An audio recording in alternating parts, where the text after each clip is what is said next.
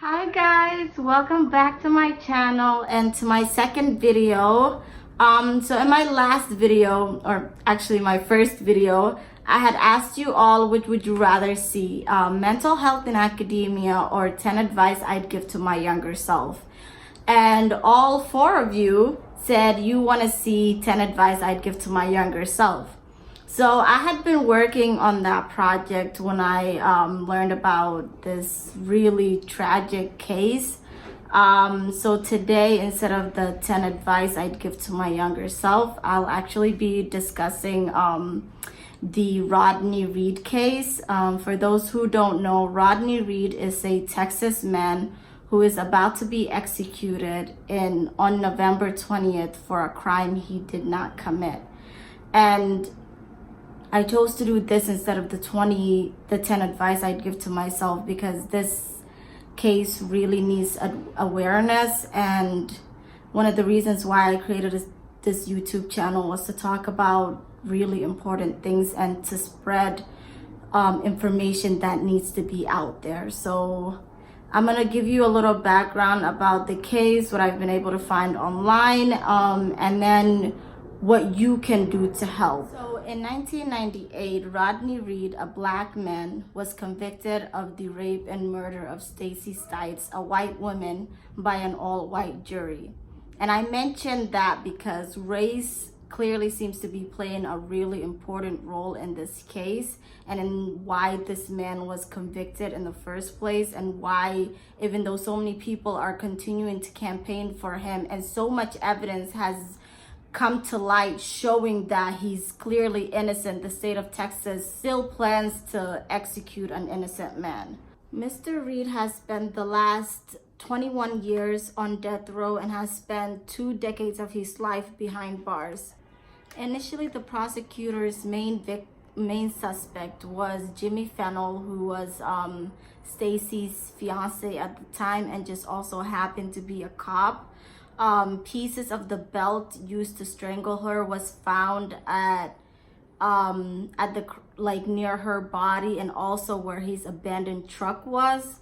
And he also failed 2 polygraph tests, but I guess eventually the prosecution decided they didn't have enough evidence to charge him with anything, and so a year later they moved on to Mr. Reed. The prosecution claimed that Mr. Reed was able to get into Miss Stites' car on foot while she was inside of it, and then murder her and sexually assault her without leaving any physical evidence behind. And even though they suspected her fiance at the beginning, they never bothered to search their apartment where they lived together. Now, the prosecution's main forensic evidence linking Mr. Reed to the crime was semen taken from Miss Stites' body that matched Mr. Reed. They argued that he had stopped her while she was driving to work, and that's where he sexually assaulted her and then murdered her, basically banking on the fact that no one in rural Texas in 1996 would have believed that a white woman would be engaging in a consensual sexual relationship with a black man. From the get-go, there was something about the way the prosecution handled the whole case that just didn't make any sense. For one thing, they never tested the murder weapon for DNA evidence. I'm no forensic scientist or prosecutor or cop or whatever, but isn't testing the murder weapon for DNA, that should be the first thought? And to this day, the murder weapon has never been tested for DNA evidence. And not only that, but the Supreme Court refuses to look into why Texas has basically completely refused to test the murder weapon for DNA evidence. There's so much new evidence showing that this man is clearly innocent that you just can't ignore it. The medical examiner and experts are now saying that there's no evidence that proves that the sperm found in her that matched Mr. Reed was from a sexual assault and could have been from a consensual relationship, and it could have just been inside her body for more than 1 day. Her cousin and co-worker have also come forward saying that like they knew that Stacy and Mr. Reed were in a consensual relationship.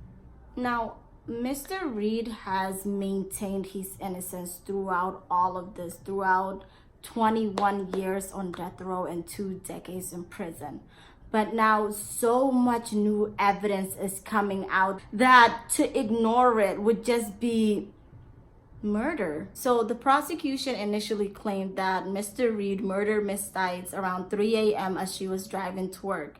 But now 3 forensic experts have come forward and signed affidavits saying that the time of death was inaccurate, basically making the whole timeline of Mr. Reed killing her implausible. And now other pathologists are saying that she was murdered closer to midnight, which is when Fennel said she was home with him. And now Fennel's best friend at the time has come forward saying that basically he gave inconsistent accounts as to where he was in the night of the murder. So he first gave the claim that he was out drinking at the time of her murder, then changed his story to say that they were in their apartments together.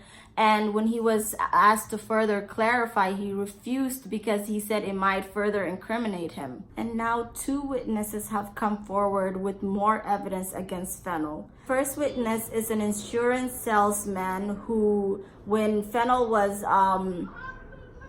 applying for life insurance, he actually threatened to kill his wife to this insurance salesman.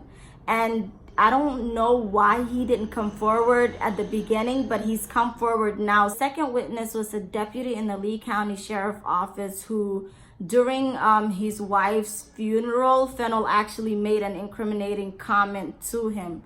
I don't know what he said, but it must have been important enough for this deputy officer to now come forward. And if all of this wasn't enough to point the finger at him, Fennel actually has a history of violence towards women. He spent the last 10 years serving a sentence for kidnapping and sex crime. Fennel was sent to prison for raping a woman that was in his custody in 2007 while he was a Georgetown police officer.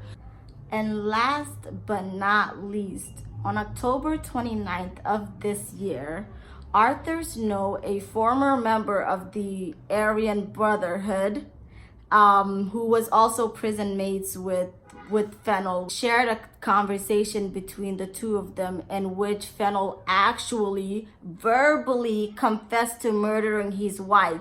He said, and I quote, "I had to kill my N-word loving fiance." So I want to finish this with, what the fuck, Texas? An innocent man is about to lose his life when all the evidence points at someone else. This is mind-boggling to I'm not disillusioned about what kind of country we live in, or the United States injustice system, but to continue forward with this and to execute this man when all evidence points towards the fact that he didn't do it is point blank murder. I mean, it should be national law to call off any executions if there is even the tiniest shred of a doubt that someone might be innocent. But Texas, I guess, that's the case. That's all the evidence clearly pointing towards someone else. And now you probably want to know what you can do to help. In the description box, I have put the link for the free Rodney read.com website, which is where you can find the petition to sign. I've also put the numbers to everywhere you can call, and the link for the Innocence Project website, which has a lot of information about the case, as he's currently being helped through the Innocence Project, which is an amazing organization. And if you ever just find yourself with money to donate and you just have all this wealth and don't know what to do with it, consider donating to the Innocence Project, because they save lives. And I will also be putting the source where I found my Black History fact for today in the description box. It's this study done by the National Registry of Exonerations. And just the whole thing is like really fascinating and so eye-opening and enlightening. So I'm gonna put it in the description box. If you want to read it, please do, because the criminal injustice system in this country is really like fucked up and completely like, honestly, just wrap this whole shit up and start from the beginning, because I'm not even gonna get into that right now. We'll do another video on about the history of policing in America. But for today, we're gonna focus on how we can try to stop this execution. My roommate who goes to Columbia has told me that her school's criminal justice caucus has organized a like massive call-in and emails, and if you're a part of a student body organization, that is certainly like an option to look at. Just do whatever you can to spread this information. Sign the petitions, call the numbers. There's no limit on how many times you can call. If you live in Texas, there are also events being organized on behalf of Mr. Reed. I will share that in the description box as well. It's on the website freerodneyreed.com. I was only allowed 1 hour with Rodney. My time was coming to an end, so I wanted to give him the final word. Take a look. If you have a message to say, what is it? I am absolutely innocent in this case. I absolutely had nothing to do with Stacy's death. I want to be a father to my kids. I want to be a grandfather to my grandchildren. I want to be able to be the son to look after my mother and the brother to my brothers. I want to be a part of my family and my friends' life.